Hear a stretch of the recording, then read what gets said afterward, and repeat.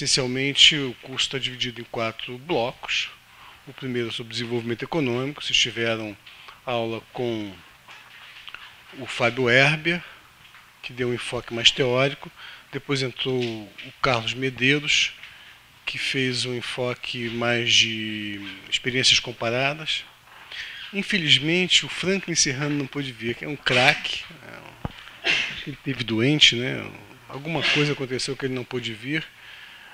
Vocês tiveram, a semana começou com o Luiz Carlos Prado, que fez também um enfoque mais teórico na relação entre desenvolvimento econômico e comércio internacional.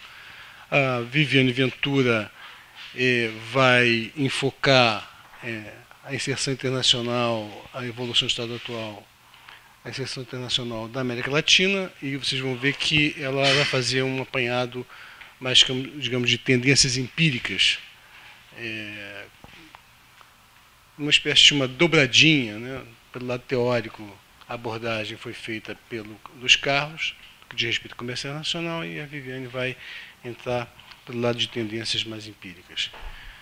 E a semana vai terminar com uma exposição minha sobre a CEPAL, sobre 60 anos da CEPAL. Na semana que vem a gente vai entrar na questão do sistema financeiro internacional com o Cardim, com o homônimo do Cardim de vocês, com o Fernando Cardim.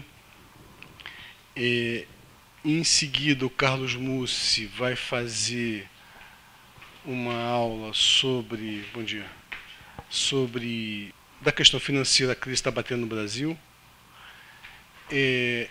E dentro desse módulo, o representante brasileiro do Banco Mundial, que é o Rogério Studart, que está participando nas negociações de reformas das instituições multilaterais na área de financiamento, ele vai dar 2 aulas, mas ele infelizmente não pôde dar as aulas semana que vem. Então o bloco ficou meio dividido, ele vai fazer isso em meados de abril só. Mas faz parte do 3º bloco. E o 4º bloco é sobre o Brasil. Vocês têm o Lessa, o Porkman, eu vou dar uma aula. O Francisco Eduardo vai abordar a questão de como que a crise está batendo no comércio internacional brasileiro. Bom, é com uma alegria muito grande que eu apresento agora a vocês, então, a Viviane Ventura. Tem que ser breve, porque ela tem uma aula longa.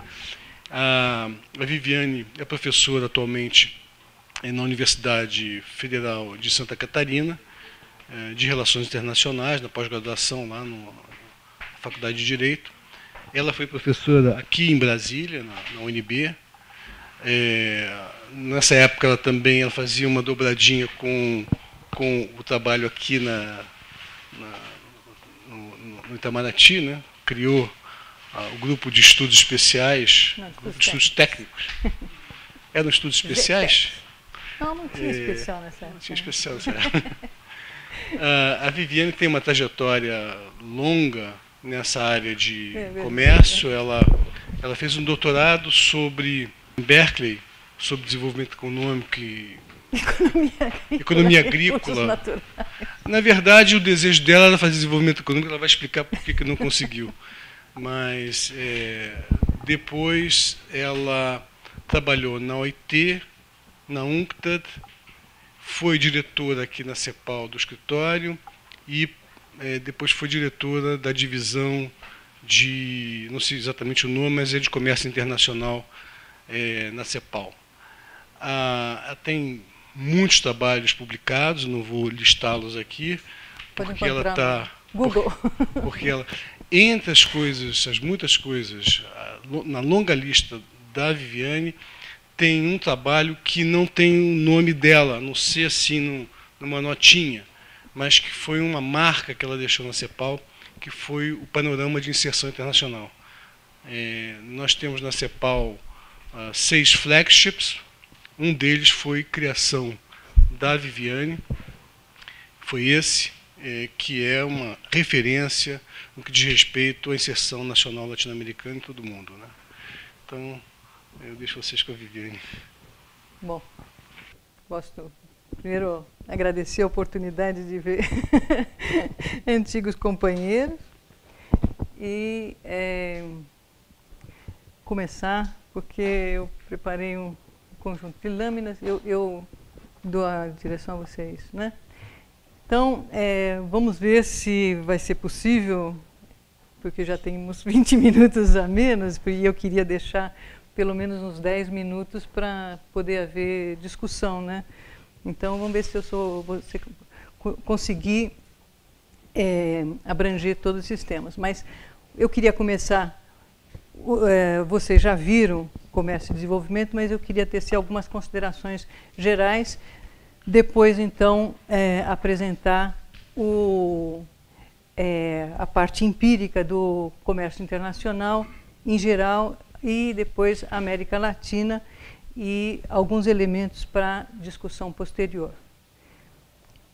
Então, o que eu queria deixar, tem essa anedota particular, que realmente em Berkeley eu fiz um mestrado, isso estou falando em 72, 74, e em desenvolvimento urbano e regional, e para meu trabalho de tese, que aqui no Brasil chama de dissertação, é o inverso, mas eu trabalhei sobre a indústria automobilística como um caso de planejamento setorial.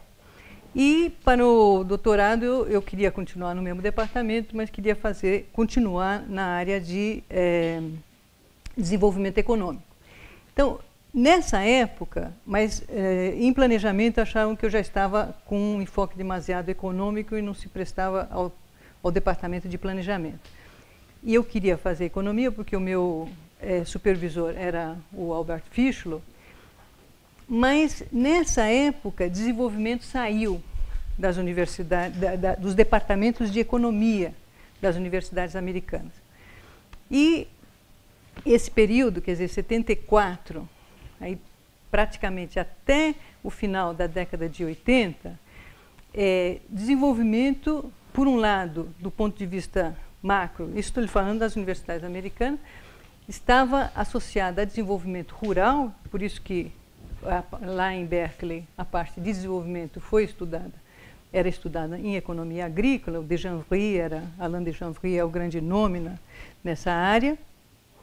E, por outro lado, os estudos que se fizeram sobre planejamento, sobre desenvolvimento, ficaram restritas aos grandes organismos de cooperação internacional, UNCTAD, CEPAL, Banco Mundial, mas se referiam principalmente a políticas públicas e muitos aspectos microeconômicos. É interessante ver que o interesse pelo desenvolvimento está associado ao surgimento e à expansão desse enfoque em economia, que eu acho que o Luiz Carlos também comentou, da escola institucionalista, que se chama Nova Escola, a Nova Economia Institucional, né? Tem como nomes Douglas North, Ronald Coase, etc. E essa escola, ela se expande e ela tem como origem do interesse dos estudos não apenas os países em desenvolvimento, mas principalmente as economias em transição, que refletiram cuja dificuldades da transição para uma economia centralizada, para uma economia descentralizada, refletiram problemas de institucionalidade ou o que passou a chamar de governance, né? Então, o que eu queria dizer, simplesmente nessa pequena introdução, é que nesse período, quer dizer, nessa volta ao interesse pelo desenvolvimento, há uma série de campos disciplinares que passam a iluminar ou dar novos insights na abordagem de desenvolvimento. Então, a relação comércio e desenvolvimento é uma relação complicada porque, por um lado, comércio é uma noção, é uma noção mais ou menos precisa, que pode ser quantificada, enquanto que o desenvolvimento é um conceito muito mais ambíguo e que se torna mais complexo no momento em que essas novas abordagens começam quer dizer, trazem novas perspectivas ao estudo. Então, por exemplo, eu menciono o caso, a visão de Amartya Sen, onde o desenvolvimento já não é mais apenas não pode ser mais medido, né? Não é mais medido só pelo crescimento econômico, mas passa a ter uma noção, passa a ter importante o desenvolvimento humano, o desenvolvimento pessoal. Então, porque, como vocês sabem, para o Amartya Sen, desenvolvimento para o Sen é a eliminação das barreiras que impedem o pleno desenvolvimento do indivíduo e, principalmente, o exercício da liberdade individual, que é, no fundo, a base do pensamento liberal e da teoria econômica. Isso torna muito mais difícil, por um lado, estabelecer as relações entre comércio e desenvolvimento, mas, por outro lado, traz para a frente da discussão as questões distributivas do comércio, não apenas o impacto do comércio na produção, mas também o impacto do comércio na renda, no mercado de trabalho e na unidade familiar. Então, nessa volta do interesse pelo desenvolvimento, o que é interessante é que a visão dos economistas do desenvolvimento, que foi muito criticada pela academia, porque se restringia a visões macro e que não entendiam ou não analisavam os microdeterminantes de certos resultados, né? Tanto da integração regional, como uma série de propostas de política pelos desenvolvimentistas que não tinham, não fracassavam, digamos, porque os microfundamentos de certas decisões não eram estudados. Mas a visão deles tem sido confirmada pelas novas teorias. E o que eu diria é que, realmente, no caso das teorias desenvolvimentistas do início dos anos 50, uma série de elementos eram um pouco mais simples do que o que a gente... como se diria? Da maneira como a gente pode ver esses mesmos fenômenos. Por exemplo, desenvolvimento era sinônimo de industrialização. Então, aí, digamos, a relação entre comércio e desenvolvimento fica mais simples, porque o que você está perguntando é de que maneira o comércio pode facilitar ou não a transição de uma economia agrícola para uma economia industrial. E digamos, o que ela deveria aportar, o comércio era um instrumento de aporte de divisas para a importação de bens e serviços, e nesse período os produtos primários representavam, quer dizer, nos anos 50, a composição do comércio mundial também era muito diferente do que é hoje, porque os produtos primários representavam cerca de 60% do volume das exportações mundiais, e a própria concepção do Estado também era uma concepção muito mais simplificada do que a que se vê hoje, em que era uma entidade homogênea, né, um árbitro neutro, um ente capaz de desenhar e implementar um projeto para a nação. Era como se concebia o Estado nesse período. E a sociedade civil, quer dizer, bastante diferente da concepção de Amartya Sen, e a sociedade civil era vista como um elemento, não era um ator importante, era um recipiente, não era agente do seu próprio destino, ele não tinha voz, né, no sentido do Richman. Então, para terminar isso, o que eu gostaria, então, é que hoje, quer dizer, os estudos sobre desenvolvimento visto pela ótica institucionalista, que já existia intuitivamente e historicamente dentro que está em Celso Furtado, que está no Prebisch, só não da forma analítica como se vê hoje.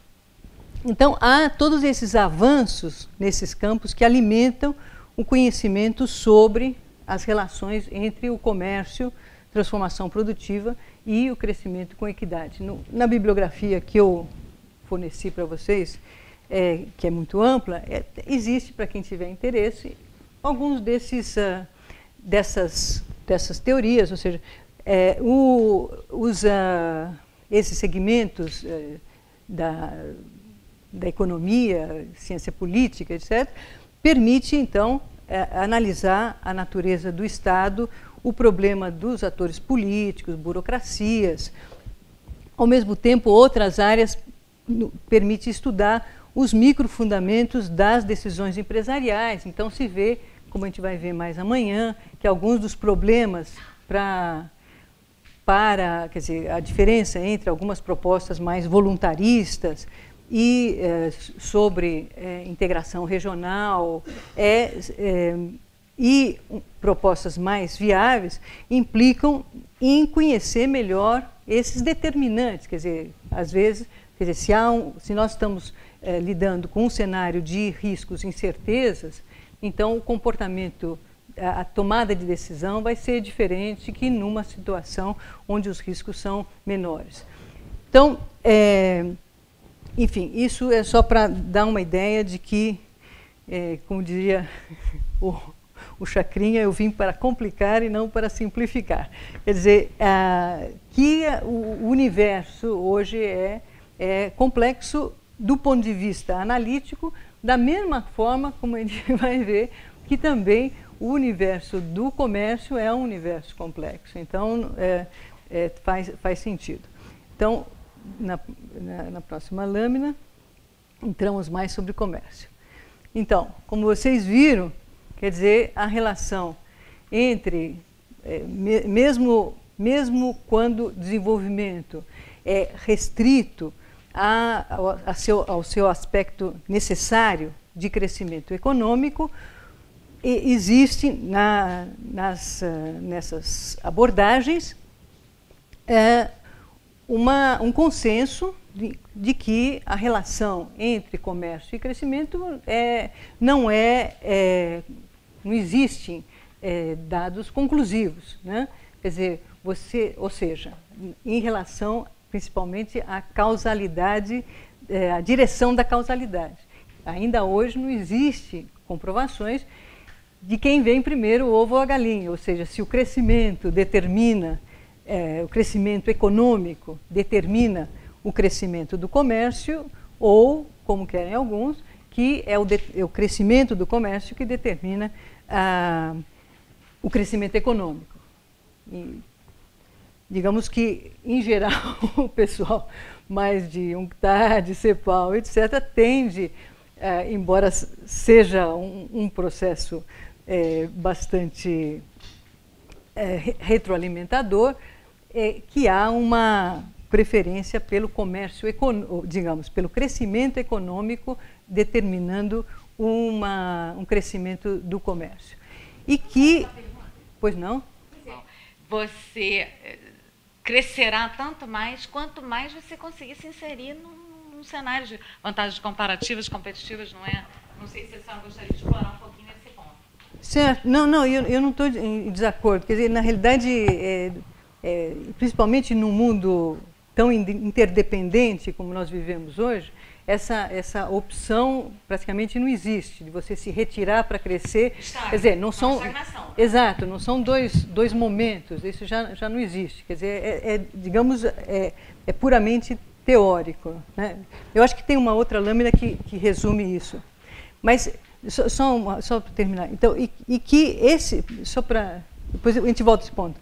Mas que a gente vai ver posteriormente certos elementos que estão na visão cepalina, como o tipo de especialização, a caracterização de centro-periferia de Prebisch, no sentido esquematizado, quer dizer, quando ele diz que, não tanto nas relações de dependência, mas como ele descreve, ou seja, que o centro, que a periferia, ela é especializada e heterogênea, né?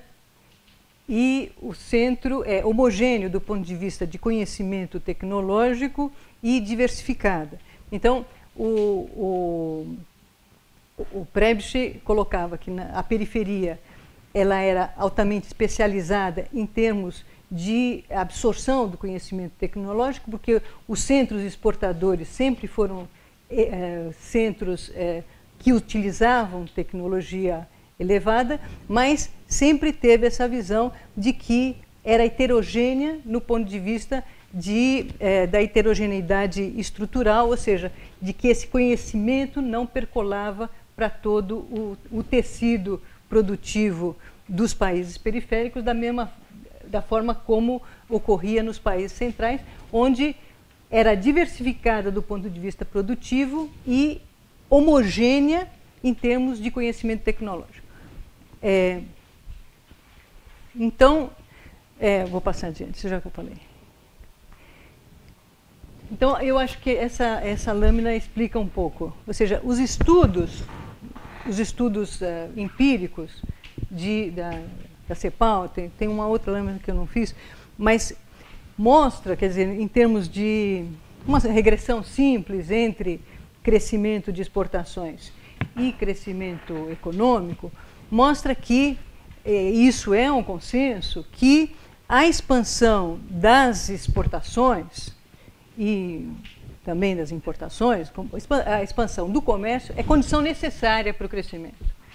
Quer dizer, nesses últimos 20 anos, esse estudo era sobre a América Latina, mas nesses últimos 20 anos não houve nenhuma economia que cresceu sem ter também crescido as exportações. Então, esse é um fato empírico. Mas a abertura comercial e o comércio per se não são suficientes para promover um crescimento contínuo e sustentável. Então, a gente vai ver, quer dizer, por outro lado, quer dizer, quando você plota esses dois indicadores de crescimento, você tem economias como o México, onde não há correlação direta. Quer dizer, você tem um crescimento amplo, crescimento extraordinário das exportações, que não se refletem num crescimento contínuo, por outras razões macroeconômicas. No caso do Brasil também, mesmo no período mais recente de crescimento exportador, no período depois da desvalorização, quer dizer, no período de 2000 a 2006, 2005, você vai encontrar, também não vai encontrar uma correlação, você vai encontrar um elevado crescimento das exportações e um baixo, não baixo, mas enfim, um medíocre crescimento econômico. Então, esse fato é um fato empírico. Ela é necessária, quer dizer, você não encontra exemplos de economias latino-americanas que cresceram nesse contexto, logicamente que você vai encontrar anteriormente, mas não numa economia global interdependente, como a gente vai ver posteriormente, se houver tempo. Então, bem, então esse é o valor do comércio, E o que é interessante, para trazer para não colocar termos somente históricos, mas fazer uma relação direta com o que a gente está vivendo hoje. Você sabe que o OMC publicou seu último relatório há 2 dias sobre isso aqui. Infelizmente eu fiz com base, todo esse material é feito com base no último relatório de comércio que saiu em novembro do ano passado. As estimativas para esse ano saíram só anteontem, não tive formas de introduzir. Mas vocês vejam que houve um crescimento bastante elevado, isso é em valor, né? O comércio de bens chegou a 13 tri,6 e os dados da OMC para 2008 são de quase 16 trilhões. Então, vocês veem que isso reflete exatamente a enorme variação de preços de produtos primários nesse petróleo e outros produtos primários, nesse período, porque vocês veem que entre o comércio entre 83 e 93, quer dizer, ele dobra em 10 anos e depois ele dobra outra vez em apenas 4 anos. Quer dizer, entre 83 e 93 ele passa de 1,8 para 3,7, e depois, entre 2003 e 2007, mas praticamente entre 2003 e 2008, ele passa de 7 trilhões para 16 trilhões. Então, houve problemas bastante complicados nesse período que a gente, infelizmente, está assistindo o final da festa agora, né? Então, o primeiro fato estilizado importante sobre o comércio mundial como você sabe, que ele cresce a taxas superiores que do produto, né? Bom, essa curva muito elevada é em valor, mas esse ponto isso é em volume. Aqui é volume das exportações, valor das exportações, e aqui é o produto e o PIB, no período de 1950 até 2008. Só que, na realidade,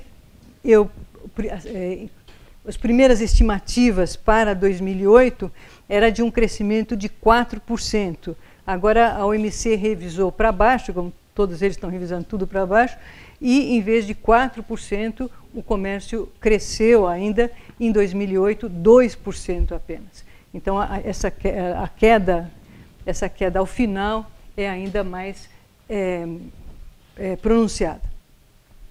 Esse mesmo fato, a gente vê isso está péssimo, mas enfim, pode passar. É que a taxa de crescimento do comércio é superior à taxa da produção, né? Embora, ao longo dessas décadas, a taxa da produção também tenha se reduzido. Mas isso se vê mais ainda no período, como eu já havia mencionado, no período recente. A consequência do crescimento do comércio a taxas superiores que o crescimento da produção é que a participação do comércio no produto aumenta. Esse quadro, esse mapa da OMC mostra que só 2 países, que são os grandes gigantes, só os 2 grandes países, quer dizer, em todo o mundo, só 2 grandes países têm uma participação do comércio no PIB inferior a 30%. Quer dizer, do comércio quer dizer exportações mais importações. Todos os demais países têm a participação do comércio chega, Você vê, mesmo no caso da América Latina, a participação é superior a 60%. Perdão? Tem ideia se a Europa fosse tomada como um todo, aonde ficaria? Não, não tem esse dado, não. Não, mas eu imagino que... O país é muito forte no europeu. Mas se você imaginar que no caso da principal exportador, que é a Alemanha, determinaria, quer dizer, Alemanha e França, mas principalmente a Alemanha, você tem um índice superior a 60%, quer dizer, pela média, daria... Agora, se você retirar... esse dado eu não tenho. Bem, o segundo fato estilizado é que as exportações de produtos manufaturados crescem a taxas superiores a dos produtos primários e dos produtos de minerais e produtos agrícolas.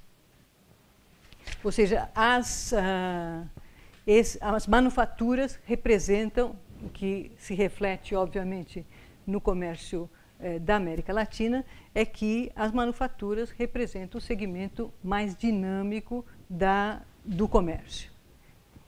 E o outro componente é a participação, a composição por países. Quer dizer, então, digamos, por produtos, as manufaturas tendem a representar uma parte mais importante das exportações. São, em termos, por causa do crescimento do preço dos produtos primários, nos últimos 5 anos, houve uma pequena perda relativa, mas até 2003, as manufaturas representavam praticamente 80% do volume do volume não tem preço. Elas representam 80% do volume das exportações mundiais. Então, aqui, vocês veem, esse quadro eu achei interessante comparar. Essa é a evolução da participação de países e regiões exportadoras de grandes tendências, de 48 a 2007. Isso aqui é a América Latina. Então, vocês veem que ela começa lá com 10, 12% e chega aqui com 4, 5%. Essa é a América do Norte. Infelizmente, a OMC vê por regiões e o México está em América do Norte. Não, quando eu coloco América Latina é porque tem México aqui. Então, tá bom. Não, lógico, senão seria 1%. Tá certo, aqui tem México. Então, América do Norte é só Canadá e Estados Unidos. Então, obviamente, os Estados Unidos, em 48, era a única que podia ter comércio. E há uma perda normal, quer dizer, se mantém nos últimos tempos. A Europa, que aumenta, e os demais, principalmente Ásia, os 6 países asiáticos exportadores, inclui, obviamente, a China. Agora, o que é interessante, isso não há nenhuma surpresa, mais um.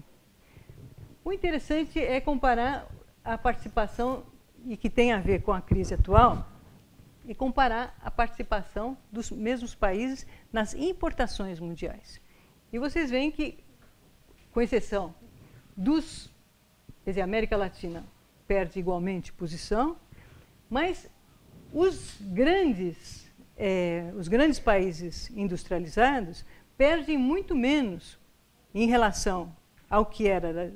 Quer dizer, se você compara com as exportações, quer dizer, os Estados Unidos diminui a metade, o que era normal, porque as condições de 48 não eram condições normais, mas vocês veem que há uma certa continuidade na participação desses grandes grupos. Obviamente o Japão aparece, mas também se mantém, e a China, que aumenta a sua participação nas importações. E isso mostra um outro aspecto, é que, efetivamente, as exportações mundiais são muito concentradas. Isso quando não se considera, não se considera a União Europeia como uma unidade em si, mas os países europeus como grandes exportadores. Embora, principalmente em termos da participação do México, da China e de outros países asiáticos, tenha havido uma perda nessa participação, que em 97 era de praticamente 59% e que baixa a 52%. Segundo o dado recente da OMC, os países em desenvolvimento, em 2008, representaram 38% das exportações mundiais, em nominais, em valor, esse aqui também é valor, e 34% das importações mundiais, o que faz com que os países industrializados tenham, por sua vez, representado 62% das exportações mundiais e 66% das importações. Mas as importações são relativamente mais concentradas, quer dizer, mais ou menos o mesmo grupo representa 54%, e... não, anterior. Não sei se dá para ler muito bem, mas o que é interessante, justamente para a situação que nós estamos vivendo, porque de acordo com as previsões da OMC, o comércio, em 2009, deve sofrer uma contração de 9% em volume, o que é algo catastrófico do ponto de vista desse percurso. Vocês viram que em nenhum momento houve, em todas as crises que a economia mundial atravessou entre 1950 e 2007, nunca houve uma contração do comércio, do volume do comércio. Houve contração em valor por outros... mas, então, a concentração das importações, e segundo as estimativas da OMC, o comércio as importações dos países industrializados deve cair 10% em volume. Então, quando se exclui, segundo os dados da OMC, o comércio intra-União Europeia, o comércio total, o valor total do comércio se reduz, se retiram 3 trilhões, que correspondem ao comércio interno dos países europeus.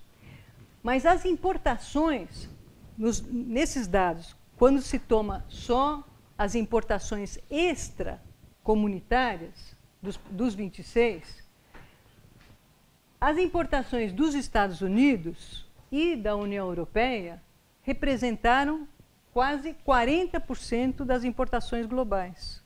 Quer dizer, só esses dois grandes grupos representaram, em 2007, 37%, arredondando, é um pouco menos, 37%, e outros 15% correspondem à demanda da China, em 2007, que foi 9%, e do Japão, 6%.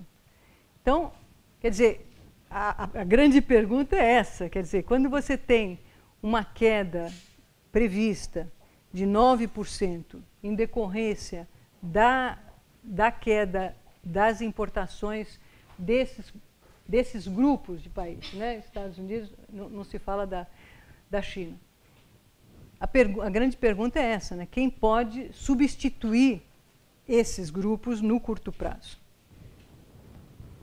Então, outra tendência que é importante destacar é que uma grande, já ficou demonstrado, pelo dado anterior, é que uma grande parte dessas transações comerciais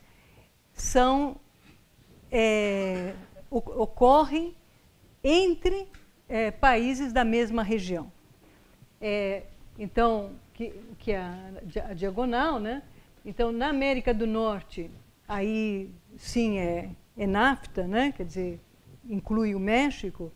Nas estatísticas da OMC, ela coloca América do Norte e América do Sul e Central, embora seja todo o resto da América Latina, porque inclui também os países do Caribe.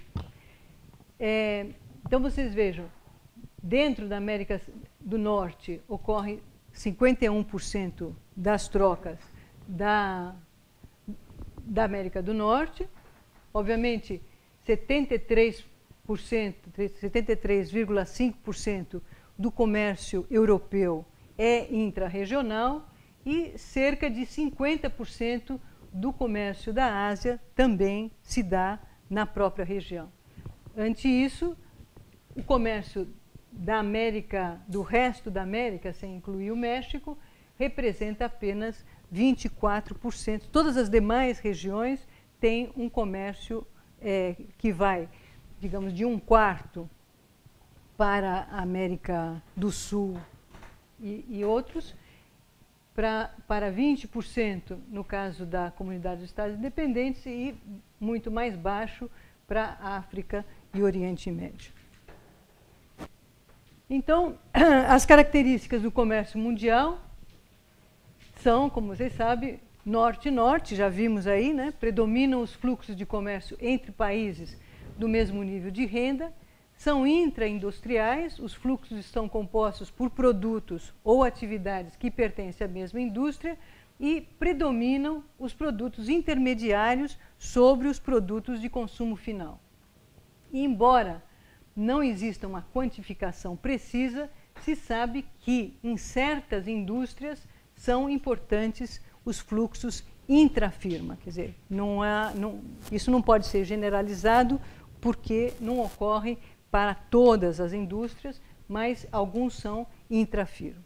Então, algumas palavras rápidas sobre o comércio de serviços, porque o comércio de serviços representa, o que é quantificável, representa cerca de 18% do comércio de bens e serviços.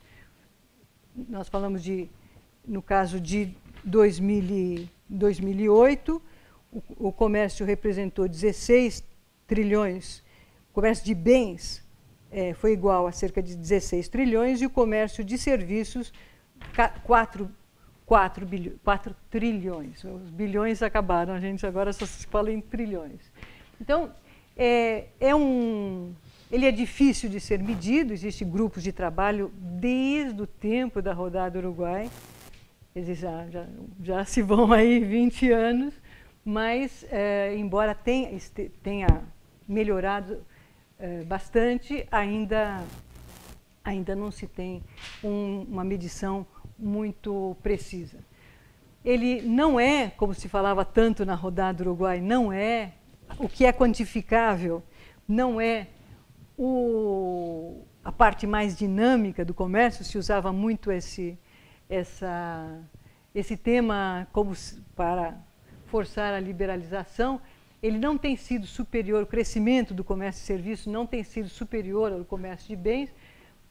No caso, em 2007 aumentou, por exemplo, foi mais elevado que a de bens pela primeira vez em 5 anos e representou, então, 19,5% do total de exportações de bens e serviços. Ele é ainda mais concentrado que o comércio de bens e, quando se exclui o comércio intra-União Europeia, praticamente 4 países e a União Europeia, quer dizer, a União Europeia, os Estados Unidos, o Japão, a China e a Índia representaram mais de 60% das exportações registradas de serviços. E o que é importante, como vocês sabem, é que existem o que é o comércio quantificado, ele abrange as categorias de serviços de transporte, turismo e outros serviços comerciais. Pode ir. E é essa área de outros serviços comerciais que tem crescido, que tem sido também melhor medido e que corresponde a serviços de maior valor agregado. Nós vamos ver posteriormente que a América Latina participa minimamente, um dos países mais importantes em outros serviços é o Brasil, aliás, eu acho que é o único no caso da América Latina, porque os demais países têm uma participação significativa, mas em turismo, principalmente no caso do México. Então, uma palavrinha breve sobre o papel das empresas, quer dizer, é impossível não falar no comércio, na estrutura do comércio, sem falar nesse elemento importante que são as transações dentro da empresa e o que se chama de internalização dos mercados nas empresas. Então, esse é um comércio também muito nebuloso, com pouca quantificação. Quando se utiliza exemplos, das empresas transnacionais com base nos Estados Unidos, porque é o país que tem um melhor acompanhamento, estatísticas e acompanhamento dessas transações. Mas não se sabe como isso se reflete posteriormente em termos do comércio de manufaturas, do comércio total, que em geral. Mas vocês veem que, no caso das matrizes de empresas multinacionais, com base nos Estados Unidos, 31%, 27% foram transações intrafirma e 31% foram relações com empresas não relacionadas. Mas o comércio é significativo e isso depois vocês veem mas isso é o que eu queria chamar a atenção, perdão, é que esse tema, o tema da produção, chamada produção compartilhada, o production sharing, tem vários nomes, né? Cadeias de valor, aqui no Brasil chama isso arranjos produtivos, né? Como se diz, outsourcing, é o tema mais aceitado agora na academia. É um tema que vem sendo colocado desde os anos 80, embora de forma bastante intuitiva, fragmentada, estudos de caso, e que também a academia rejeitou, encontrava que a maior parte desses estudos eram de economia sociológica, não eram de economia internacional. Só muito recentemente, mas muito recentemente, é que no final, agora há uns 5, 6 anos, é que o volume, a importância dessas transações entre empresas, e porque ela significa um deslocamento muito grande, quer dizer, choca bastante os fundamentos da teoria de comércio. Então, a academia, sempre conservadora, rejeitou esses dados empíricos, até que não foi mais possível ignorá-los, inclusive porque alguns representantes importantes da academia, como é o caso do Feenstra e do próprio Krugman. Então, já em 95, o Krugman começava a falar que teria que ser, no caso do comércio, teria que ser investigado. Havia um novo campo que chamava atenção, que era o campo de pesquisa das fronteiras entre empresa e mercado, para explicar os fluxos de comércio. Então, pouco a pouco se começou, e hoje há uma aceitação de que esses fluxos são significativos e que são também nebulosos.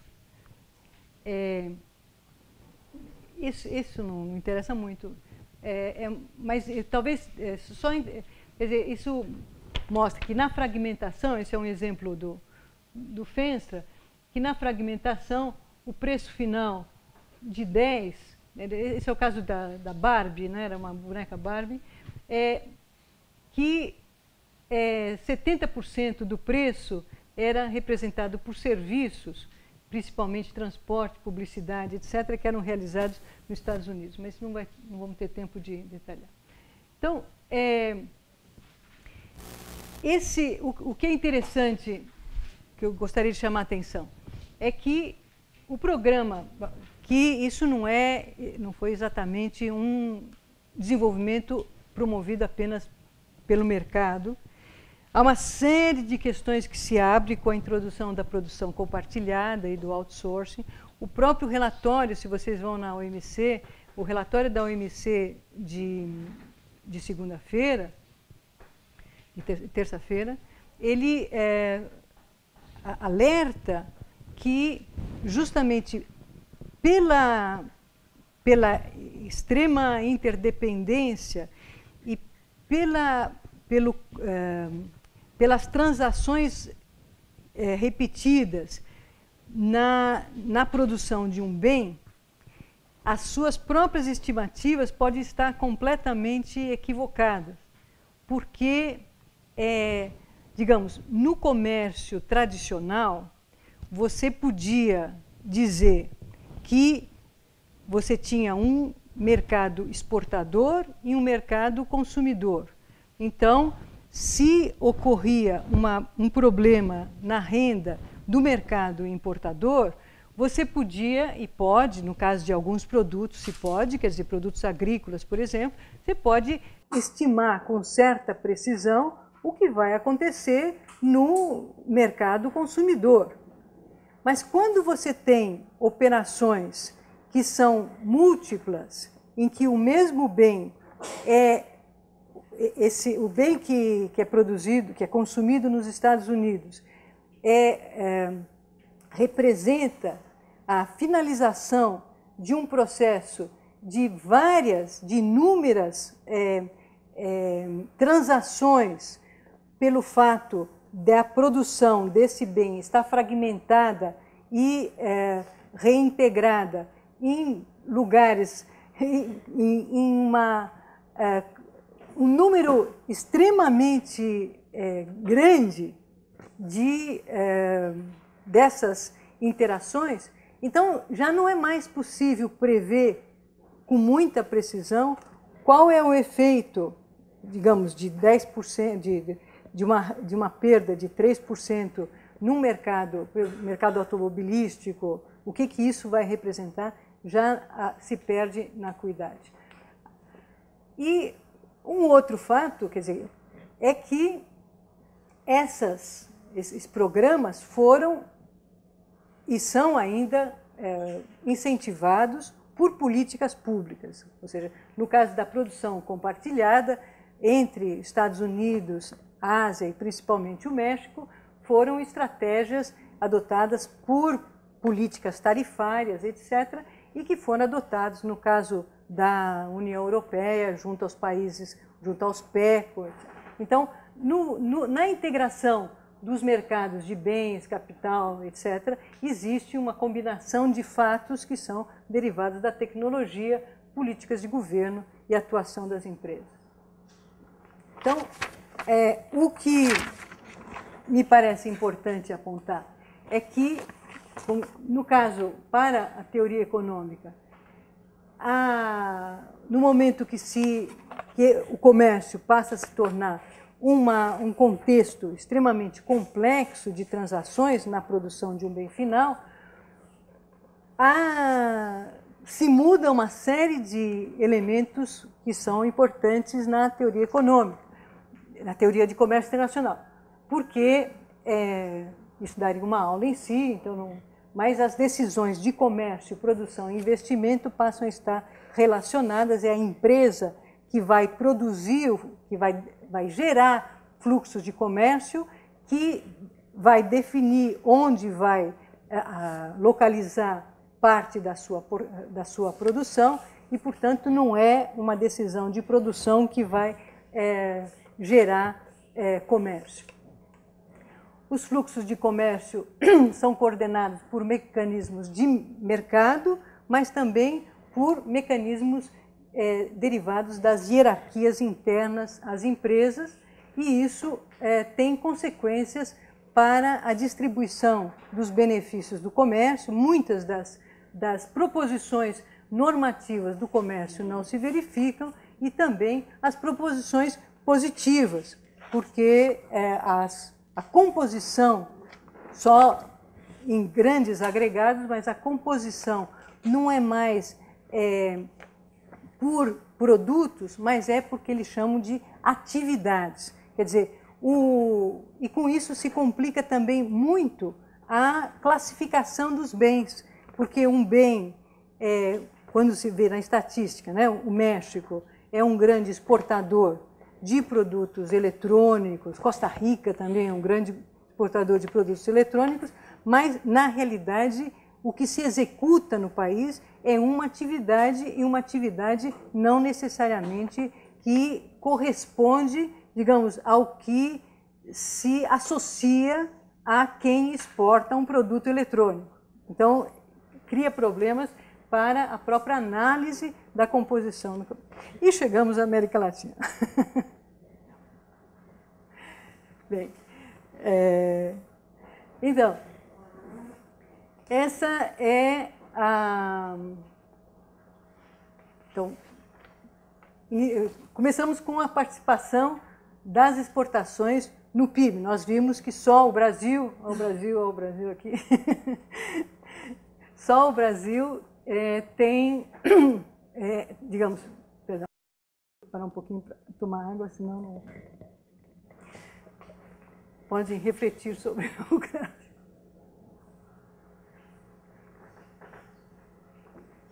Então, só o Brasil tem só no Brasil, embora a tendência seja a mesma, ou seja, ao longo do tempo, mesmo no Brasil, há um aumento na participação, a curva é ascendente. Em todos os países, a partir de 80, 89, há só o Panamá, mas o Panamá é economia de serviços, é mais complicado. Mas em todos os demais países, esses países são mais... Mas o bolo, você vê que há um aumento, e um aumento significativo, você vê no caso do México, para... Isso é só exportações, né? Não é o comércio que eu tinha colocado no mapa, era exportações mais importações. Mais outra. Então, essa é mais ou menos a mesma coisa, agora já é a participação do comércio. Então, amarelo são as exportações no período de 90 a 2007. Azul são as importações, vocês veem que cresce bastante no período dos anos 2000, e a laranja é a participação, e aí inclui o México, obviamente, a participação do comércio. Então, vocês veem que atinge cifras de 50%, perto de 50% no caso, na média da América Latina, do comércio no PIB. Então, a conclusão é essa, quer dizer, a América Latina necessita exportar para crescer. Quer dizer, se tem uma participação superior a 20, 30% as exportações, Mas as exportações, esse é o vocês conhecem, não têm sido capazes de transferir o crescimento, é o que eu comentava anteriormente, elas não são, o comércio não é suficiente para... E esse é um exercício do French Davis, que me pareceu interessante. Então, ele coloca a média, 90, 97, 98, 2003, o crescimento baixo, o crescimento só é elevado nesses últimos anos, né? Quando a festa chegou até a América Latina, mas 0,3, 5,4. Os números entre parênteses são a participação esse exercício do French Davis. Então, as exportações cresceram 8,3 e entre 90 e 97, onde o PIB cresceu 3,2 e representaram um ponto percentual desse 3,2. E a parte do PIB que não é exportador cresce a taxas muito menores. Então, o que ele procurava demonstrar é que as exportações não conseguem arrastar o resto das outras atividades. E essa justamente é o gráfico ciclotímico da economia latino-americana, né? Então, você tem de 91 a 2007, a mais gritante, mas é o PIB, né? Então, o PIB na América Latina cresce, cai, cresce, cai, cresce, cai. E agora estava crescendo com bastante tranquilidade e, como todos os demais, vai cair. E esse é em valor, não é em volume. Essas são o que cresce também, corresponde quando a elasticidade das importações, quando cresce o PIB, cresce bastante as importações, não exatamente o que corresponde às exportações. Então, vamos passar mais rápido. Isso. Então, o que se vê, como nós já vimos naquele gráfico anterior, é a diminuição da participação o amarelo é 1948 e o vermelho é 2007. Então, vocês veem, aqui é o México, que tem um crescimento bastante elevado, e o Brasil e o resto da América do Sul e Central. Esse é uma comparação com os países em desenvolvimento. Então, o mesmo gráfico, o Brasil diminui, se mantém ao longo do 1% e cresce um pouquinho. E o México tem esse crescimento bastante grande, mas nada comparável com países como, obviamente, a China, o Japão e os 6 países exportadores da Ásia Oriental. Uma coisa pode passar. Esse não está muito visível, mas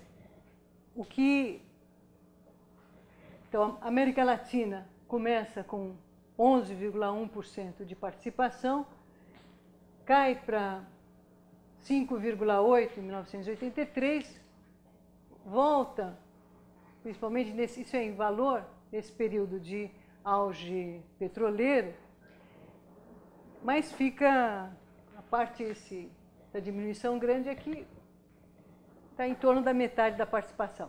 Agora, o que é importante como essa participação é dividida dentro da América Latina. Então, vocês veem, isso aqui soma 100, né? Essas colunas aqui somam 100. Então, o Brasil representava 16,5% do total dessa participação, do total das exportações da América Latina, em 53, aumenta para 20% em 1983 e representa hoje 21%. Em 2007 representava 21%. O México representava 6,4%, passa para 24%, sobe para 32%, 37% e hoje representa 35%. E é o responsável, 35% desses 5,7% é responsabilidade do México.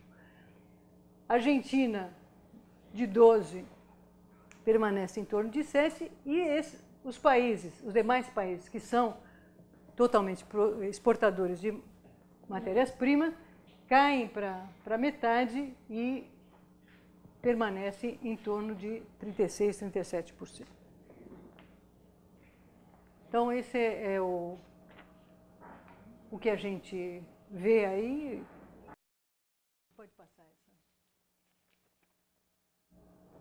essa. Esse é o crescimento dos demais países da América Latina. Pode passar. Esse é só o crescimento do Mercosul, quer dizer, aí é dividido só dividindo a América do Sul e Central nas 4 sub-regiões, Mercosul, CARICOM, MCCA e Comunidade Andina, e, obviamente, se reflete no crescimento das exportações do Brasil e da Argentina. Exportações de bem, pode passar. Então, o que na CEPAL se colocava, assim, em termos, digamos, simplificados, é que uma parte da América Latina se integra no comércio via o que se chama de integração vertical, ou seja, através de maquilas, principalmente, e se integra horizontalmente pela exportação agrícolas e minerais derivadas de recursos naturais. E o ativos em trabalho, principalmente turismo. Bom, se reflete na participação das manufaturas nas exportações e importações da América, principalmente dos países do resto da América Latina. América Latina menos México, que está dentro do grupo América do Norte. Então, enquanto a participação média das manufaturas no comércio do mundo é de cerca de 70%, sempre isso é um outro problema, a definição do que é manufaturas varia. Na CEPAL, considerávamos manufatura, tirávamos de tudo que era produto primário, o que era manufatura. E, em outros casos, se considera todo o grupo, independentemente de ser, com exceção de têxteis, etc., mas carne congelada ou carne, etc., é classificado como produto primário.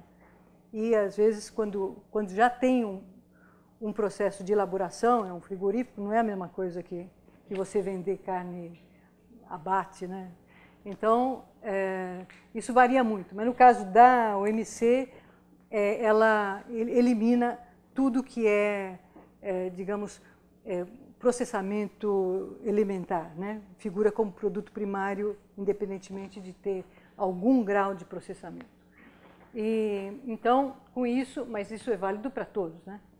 Então, com isso, as exportações da América do Sul, da América Latina sem o México, representa 31% das exportações totais, enquanto se mantém perto da média para as importações.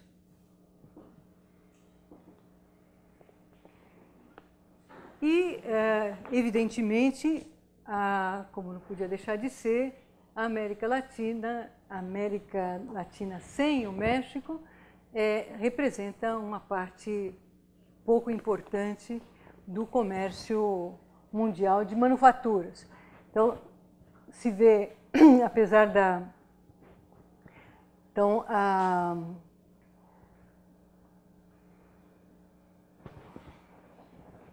que... Eu estou confusa, não me lembro se é... Que... não sei qual que é a primeira, 2007, a segunda... Essa aqui é 2007. Então, que as grandes... Não há nenhuma surpresa, né? Obviamente, as grandes áreas de exportadoras mundiais são América do Norte, Ásia e Europa. Mas esses dados aqui são interessantes, mais para a aula da manhã, que a gente vai tratar de integração regional, mas isso é a participação do destino nas exportações de manufaturas da região. Então, obviamente,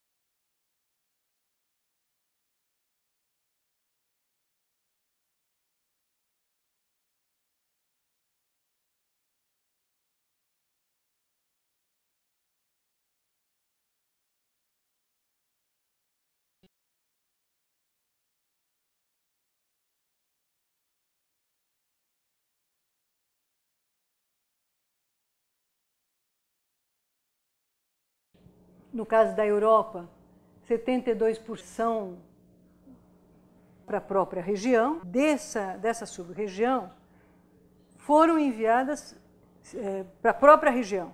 Ou seja, os países da América do Sul e Central representaram 34%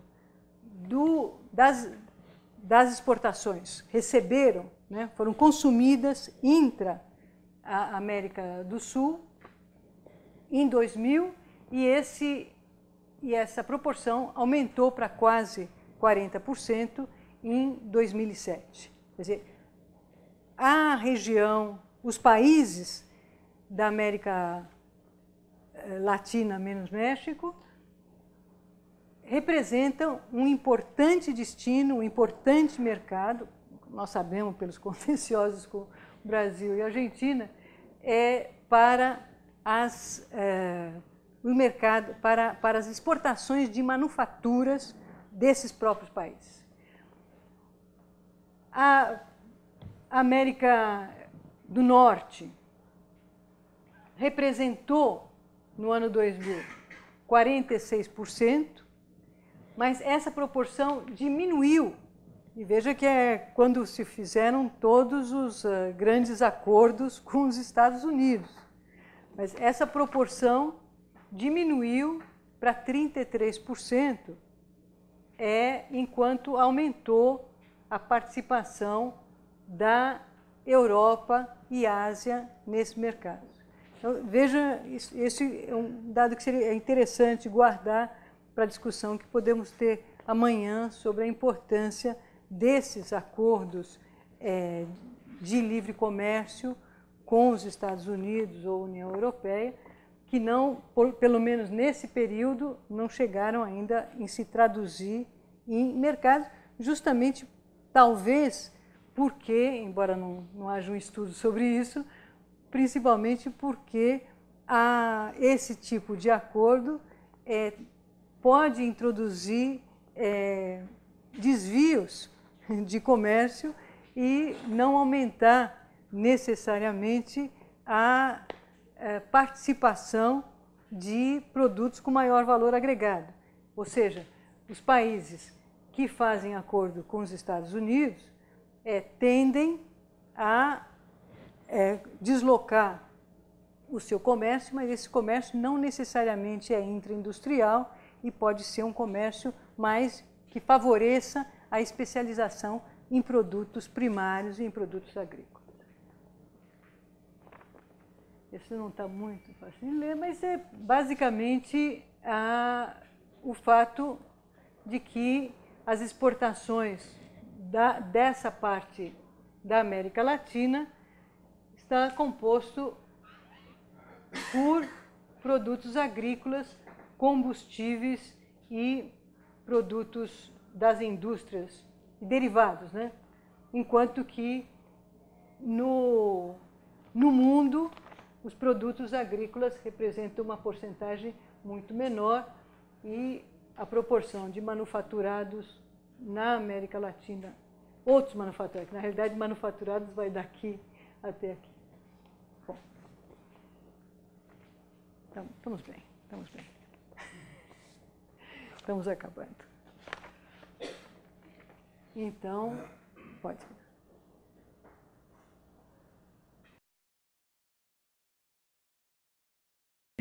Então, esse gráfico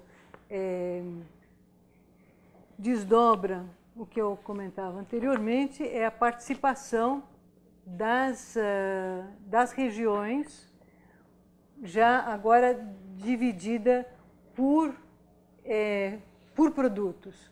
Então, obviamente, enquanto você tem a vermelha é a própria região. Isso aqui são as exportações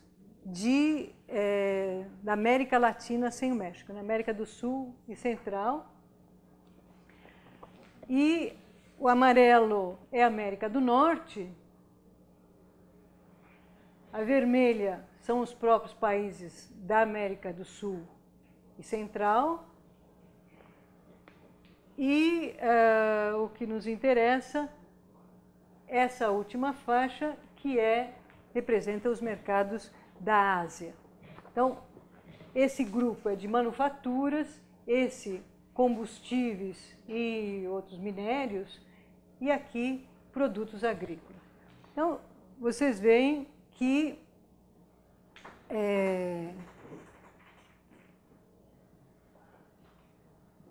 e azul é a Europa. Então, vocês veem esse fato que é importante para discutir sobre como alterar a especialização exportadora da América Latina,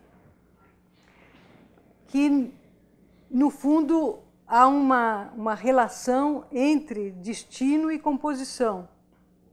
Porque a gente sabe, no caso do Brasil, que a gente tende a exportar manufaturados para a América Latina e Estados Unidos, né, semi-manufaturados para Europa, Ásia. Então, a demanda condiciona também, obviamente, a especialização. Então, é importante guardar a importância da região como destino das exportações de manufatura, mas também dos demais produtos, e esse fato de que há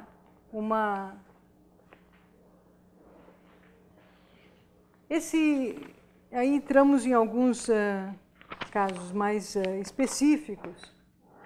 No caso específico do México, esse é um estudo bastante interessante que eu coloquei na bibliografia. É um trabalho feito em 2002, por isso que os dados são antigos, pelo pessoal do Banco Mundial. Eles usaram um modelo e tiveram um trabalho bastante exaustivo de mostrar, o objetivo foi mostrar que a dicotomia produtos primários, produtos manufaturados, não falseia a realidade, principalmente quando se pensa, quando se associa manufaturas com incorporação de inovação tecnológica e produtos primários como uma produção e uma especialização desprovida de inovação tecnológica. Então, quer dizer, na realidade, e nós sabemos, né, aqui no Brasil mesmo, quer dizer, a diversificação que houve nos últimos 15 anos e o desenvolvimento dos agronegócios, a Amazônia, que nos perdoe, né, ela representou um esforço empresarial e um esforço de política pública, né? Está aí a Embrapa como um enorme centro de desenvolvimento, né? De pesquisa agrícola. Então, eles mostram que em todas essas, que é um tema de discussão, quer dizer, tem havido, mesmo e no caso do cobre, quer dizer, evidentemente as exportadoras de cobre no Chile, elas incorporam a tecnologia mais avançada, no caso do petróleo, nem falar. Então, o que se chama atenção é que essa dicotomia, ela não...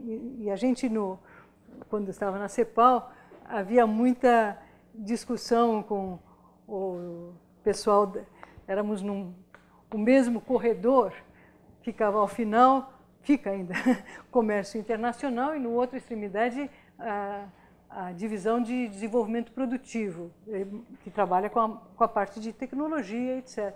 E foi muito difícil convencê-los de que essa dicotomia não refletia a realidade dos países da América Latina. Quer dizer, o fato de se traduzir em estatística, especialização em produtos primários, não necessariamente queria dizer que essa especialização era desprovida de conhecimento tecnológico ou de inovação empresarial. Então, esse trabalho do Banco Mundial foi muito interessante, projeto muito caro, porque para chegar a essa, digamos, a poder comprovar empiricamente, isso é meio complicado. Mas, no caso do México, é fundamentalmente o crescimento das exportações de capital intensivo, etc. E a nossa posição, justamente, era... Nós discutíamos muito com o pessoal do Jorge Katz, etc., porque as estatísticas mostravam isso, mostravam que o México estava exportando, tinha aumentado a participação de manufaturas e estava exportando maquinária, produtos intensivos em capitais, etc. E a América Latina, o resto, a América do Sul, continuava exportando produtos primários, etc. E nós dizíamos que era falso, né? Era falso porque, em termos de valor agregado, podia ser que se encontrasse mais valor agregado numa exportação quer dizer, isso não posso dizer que produtos, porque não fizemos o exercício, mas do que numa especialização em maquinário no qual a parte do produto que é elaborado no país é uma parte desprovida, é uma parte intensiva em trabalho não qualificado e que não necessariamente significava aprendizado ou que se expandia para o resto da economia. Então, o caso do México é um caso de excessiva concentração nos Estados Unidos como destino das suas exportações, em vez que o resto, esse é o resto do mundo, decresce e sobe um pouco mais por causa da concorrência com os países asiáticos no mercado dos Estados Unidos. O Canadá representa muito pouco, mas cresceu um pouquinho.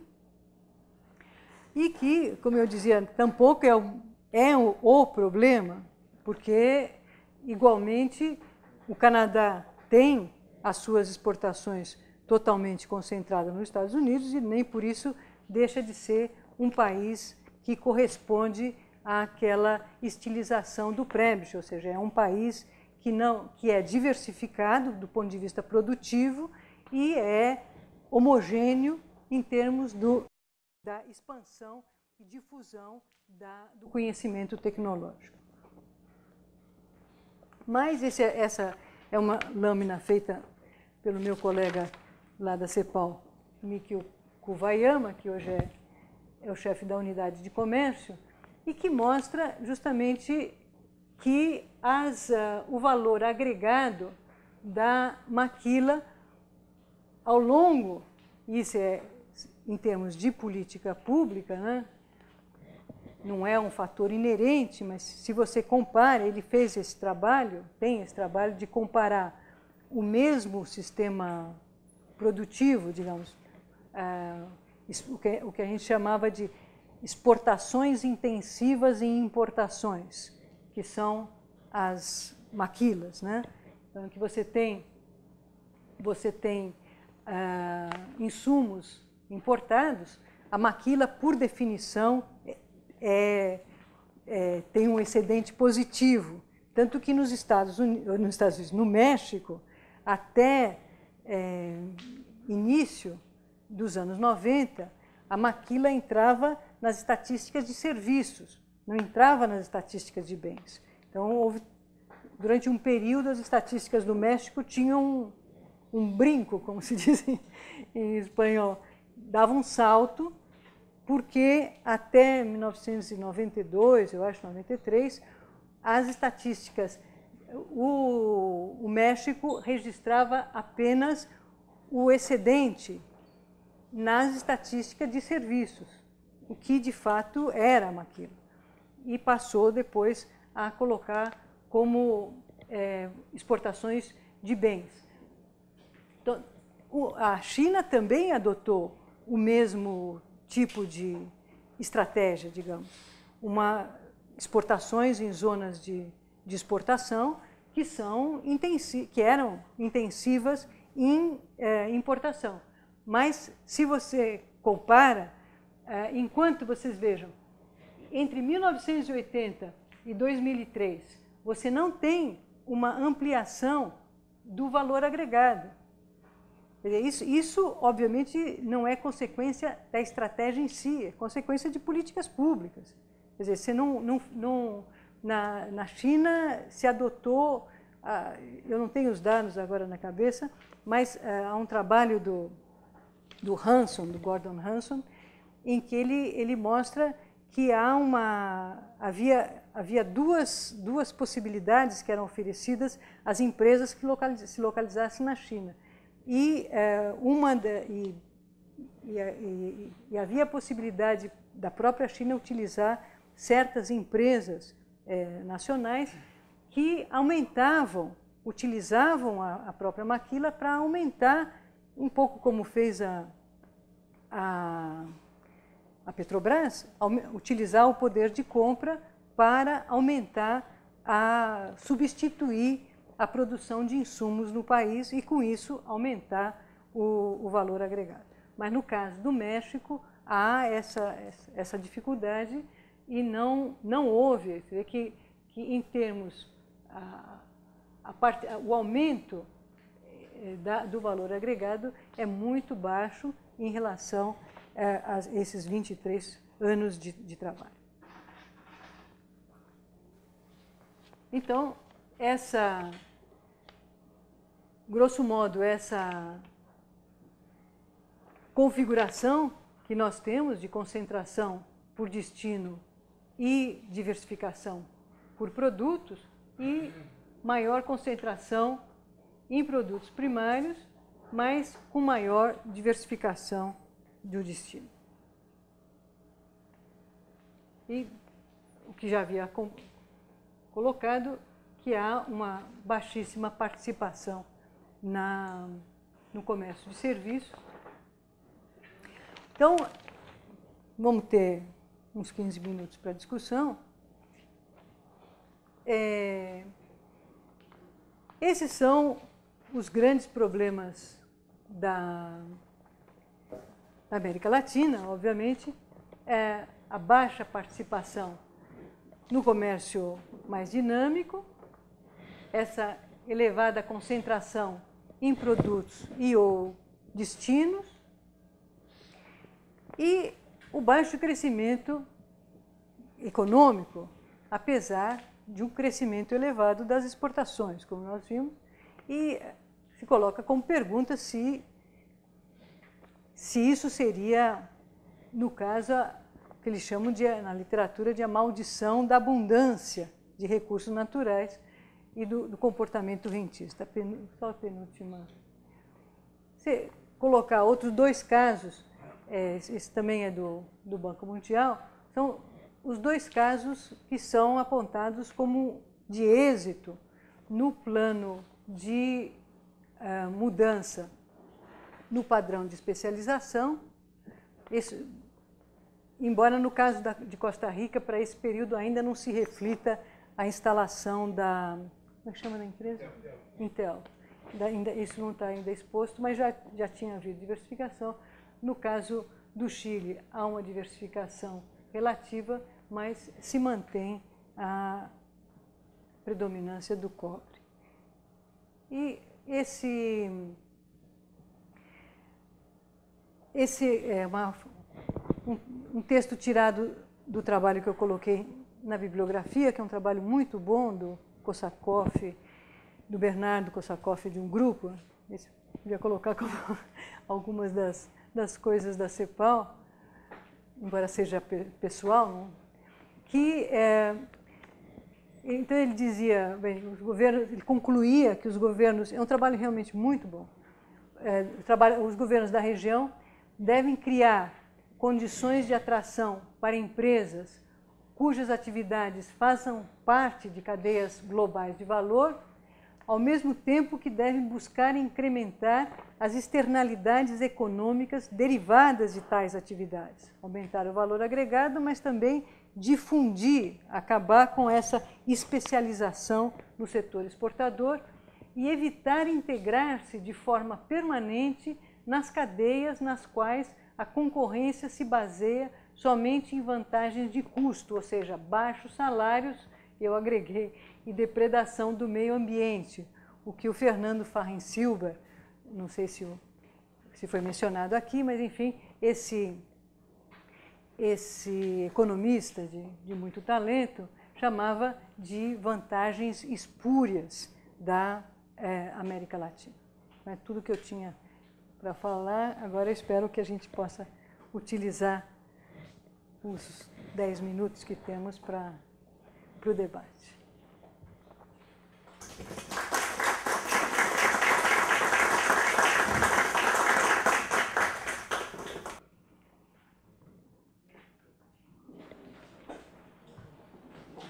Viviane, tudo bom? Prazer em te ver. É meu também. Depois de tanto tempo. Eu queria te fazer uma pergunta, quer dizer, nessa tua apresentação, mas, sobretudo, explorar de ti a tua experiência na CEPAL e a tua experiência em lidar com os temas de comércio e desenvolvimento. Hoje em dia, o debate na LAD está mais ou menos bloqueado e não há avanços negociadores significativos, porque existem mais ou menos 3 teses que se contrapõem. Você tem, de um lado, aqueles países que fizeram acordos de livre comércio com os Estados Unidos. Então, você tem o México, o Chile, o Peru, que são talvez os 3 exemplos mais importantes da região. Aí você tem um outro grupo de países, que são os países da ALBA. que, de uma certa forma, hoje em dia já não aceitam mais a ideia de livre comércio, enfim, e tem uma tendência a uma certa autarquização. E um terceiro grupo de países, onde está o Brasil e países do Mercosul, que tem uma opção de desenvolvimento vinculada à integração, talvez de cunho mais cepalino. E por essa razão, essas três teses se confrontam e não têm podido ocorrer, digamos assim, um avanço significativo. Eu queria que tu, se possível, discorresse um pouquinho, a partir dessa tua experiência, como tu verias, digamos assim, essas três tendências e a sua perspectiva para o desenvolvimento desses países, desse grupo de países. Eu sei que tudo isso daria uma grande aula, enfim. Não, porque é que é mais o tema que eu vou tratar amanhã. É só isso. Mas acho que a gente pode começar a pensar agora. Obrigado. Quer dizer, obviamente não tenho resposta. Eu acho que é interessante a gente discutir isso. Tem problema. Eu acho que a minha impressão é que é menos um problema de livre comércio ou não, mas mais um problema também que é um problema que temos com a Argentina, de heterogeneidade e hegemonia. Quer dizer, o problema, eu acho que há um problema em termos de defasagem, heterogeneidade produtiva entre o Brasil e os demais, né? Nós estamos falando, quer dizer, lógico que tem o México, né? Mas então, você tem na América do Sul você tem esse problema. E aí os países têm eu acho que a aproximação com o Brasil ainda é meio complicada, né? Porque eu não vejo divergência entre, quer dizer, o Chile, por exemplo, ele tem muito claro, quer dizer, pelo menos que o acordo com os Estados Unidos, o acordo com a União Europeia não determina a exclusão, ao contrário, quer dizer, não deveria determinar. Para o Chile, o importante é abrir o maior número de mercados possível. O importante seria ver como essas três, são três, né? Como esses três grupos veem a região em termos de favorecer a diversificação produtiva.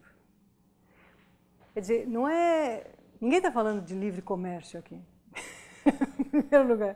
Quer dizer, estamos falando de políticas públicas, estamos sempre falando de alguma forma de incidir sobre uma especialização produtiva que estaria determinada ou por recursos naturais existentes ou por a demanda internacional. Então, o problema... Então, eu penso que... Mas eu acho que a gente pode retomar isso amanhã, quando eu vou discutir mais o problema da integração regional em economias abertas. É exatamente isso, quer dizer, como a região... Como esses grupos de países veem a região como um instrumento para que os países da ALBA, a doutrina da ALBA, vê a região positivamente como um elemento de diversificação. O Mercosul também vê a região como um elemento de diversificação. Então, o problema seria ver onde estão as contradições fundamentais nisso. Está me entendendo? Quer dizer, eu não consigo imaginar, quer dizer, no caso, quando você transfere, quando você começa a precisar melhor o problema de compromissos assumidos através de acordos e compromissos propostos no âmbito da região, aí eu começo a entender as diferenças entre os grupos, que é, digamos, o que se deu no âmbito da ALCA entre os grupos, o grupo de países que tinha, que estava disposto, que já tinham assumido ou estavam dispostos a assumir compromissos com os Estados Unidos, e o outro grupo de países que não estava.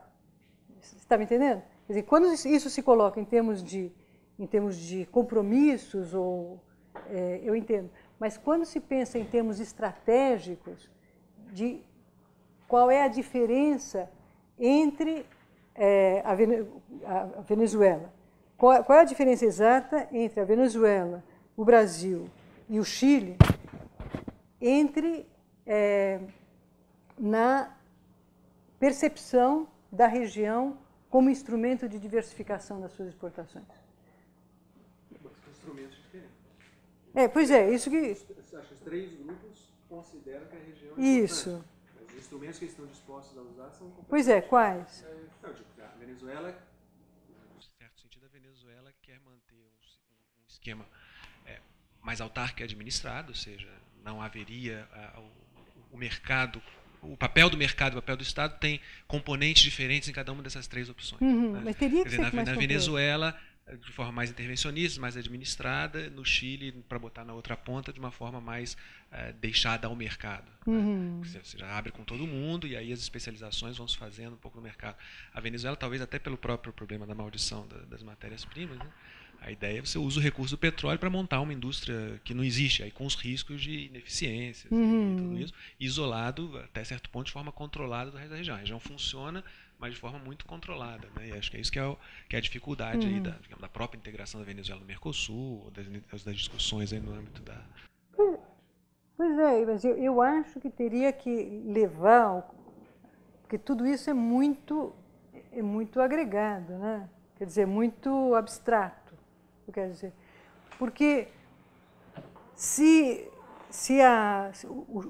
digamos,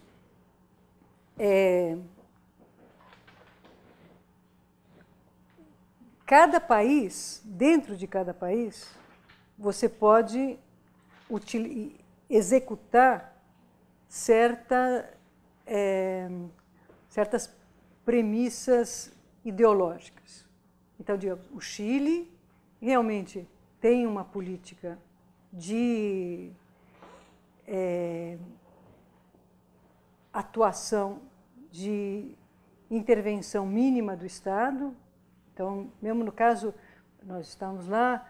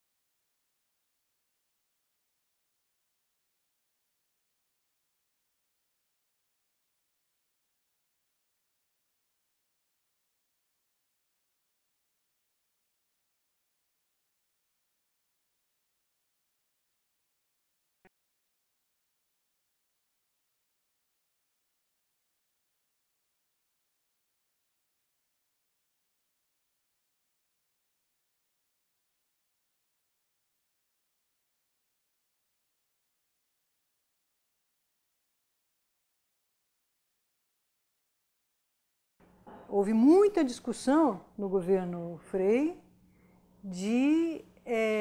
dos acordos, do Mercosul, etc., porque a ideia era justamente ter uma tarifa baixa, tarifa parelha, né? Tarifa homogênea, né? Horizontal, sem privilegiar nenhum setor, etc., e que os acordos definiriam desviações, né? Mas, só uma digressão aqui. Quem vive no Chile sabe que o Chile é, como dizia o Letterman, que falou, o Chile é uma economia fechada de tarifas baixas. Qualquer pessoa que vive no Chile sabe que o Chile tem uma rosca controladora você tem uma interligação tão grande entre os grandes grupos compradores no Chile que conseguiram acabar com CIAs, todas as empresas estrangeiras que tentaram se instalar lá acabaram. CIAs, a Home Depot, não conseguiram. Então, quer dizer, tem que haver uma diferença entre a ideologia e a prática, mas eu queria voltar Fale, por favor. Enquanto ele não tem o microfone. Não, porque... Só terminar é que eu acho que se o Chile mantém uma política de tarifas baixas, se a Venezuela decide instalar empresas ineficientes, isso não afeta o que a região significa para cada um deles.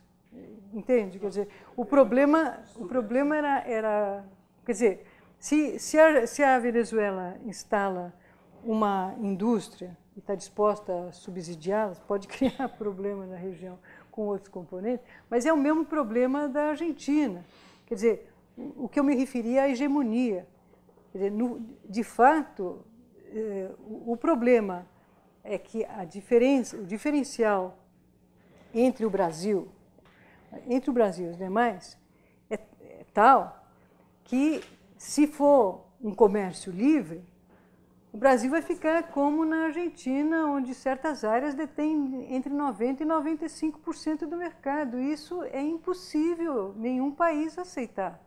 Quer dizer, nós não aceitaríamos que tivéssemos um mercado controlado por algumas empresas estrangeiras só. Bom, estou falando do automóvel. Mas, então, quer dizer, eu acho que a gente pode levar a discussão amanhã, mas teria que precisar o que pode efetivamente ter como diferença entre esses três grupos. Talvez o Ricardo tenha... Realmente a aula foi excelente, uma capacidade de síntese incrível, bastante hoje de manhã. A América do Sul, incluindo a Central e Caribe, é impressionantemente alto. O europeu é intra, e o nosso 50% do comércio é 25%. Mas essa região tem qual? Então, para 4%, a gente faz 25% intra. Para 70%, eles têm o quê? 30% do PIB mundial. Então, é extremamente importante o comércio, é muito pequenininho, né? E se você leva em consideração o comércio de manufatura, é impressionante ainda, né? A segunda observação é sobre o Chile. O Chile, para diminuir o spread internacional, eles fingem que são livre-cambistas, mas estão longe disso. A história chilena, depois da crise de 82, 83, é uma história de muita intervenção. É claro que, como eles são o modelo deles é de produção à escala global de matérias-primas, eles foram muito exitosos nisso, eles buscam, com razão, o acesso direto ao mercado americano. Tem uma política, quer dizer, a política deles não está errada. O que está errado, talvez, neles é querer que nós, no Brasil, que somos uma economia diversificada, e nosso padrão é esse, queiramos adotar... Eles querem que nós adotemos a política deles. A nossa lógica é completamente distinta de inserção internacional. Agora, a deles não está errada, dentro da percepção deles que eles têm que vender vinho, cobre e salmão para o mercado europeu e o mercado americano. Agora, isso não os torna, não interventores. Eles fazem muita intervenção. Agora, fingem que não fazem, né? Tem uma certa... Vale a pena para eles vender a imagem de que são... que o Estado não participa. Enfim, é uma venda de uma imagem que foi útil para eles durante muito tempo, mas é pura retórica. Eu passei muitos anos no Chile e cheguei a essa conclusão. Esse é um papo para muita... Não, eu acho que o Chile, quer dizer, o Chile tem digamos, é um país que tem instituições sólidas. Eu acho que há uma grande diferença com partes da América Latina ou América do Sul, não vou me referir a quais, mas praticam o consenso, várias políticas públicas são derivadas, não são derivadas, mas são apoiadas, se cria um consenso pela discussão pública. É um país pequeno e efetivamente existem, esse economista, Daniel Letteler, não? Como é que chama esse do Banco Mundial? Letteler, algo assim. Ele estudou, ele trabalhava alguma coisa de defesa econômica, e isso existe em dados. Quer dizer, há muita... Os grupos, é um mercado pequeno, e os grupos dos grandes mercados extremamente interligados. Então, isso lhes dá um poder de que se embarguem. Não há necessidade disso, mas simplesmente o que vai ser importado ou não. E realmente é impressionante que as grandes... Só agora o Walmart comprou participação, uma grande participação numa delas, porque era a única maneira. Porque pela concorrência, todas as grandes redes de varejo americanas que tentaram entrar no mercado chileno quebraram a cara. Carrefour quebrou a cara, o Home Depot quebrou a cara, tiveram que em alguns anos se mandaram, porque há algo que é muito chileno que não se diz, não está registrado, mas existe. Agora, no caso da intervenção, quer dizer, no caso da economia política, também existe um trabalho também do Sebastião Edward, que mostra justamente isso, que houve, durante todo o período da liberalização comercial, houve como se diz, políticas compensatórias para os grupos empresariais que iriam perder e favorecer alguns que deveriam ganhar. Mas a gente vai voltar a essa discussão amanhã, e amanhã nós vamos tratar mais especificamente de negociações e da integração regional. Muito bem.